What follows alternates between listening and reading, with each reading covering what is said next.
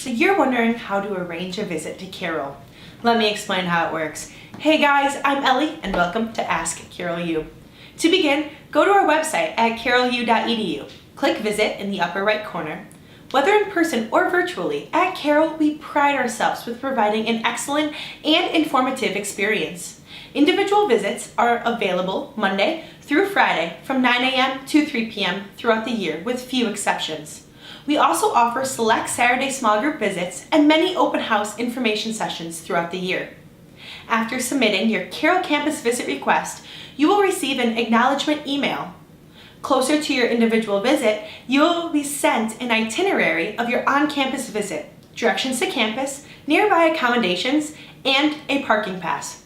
At Carroll, we feel visiting campus is one of the most important things you'll do during your college search. We can't wait to see you.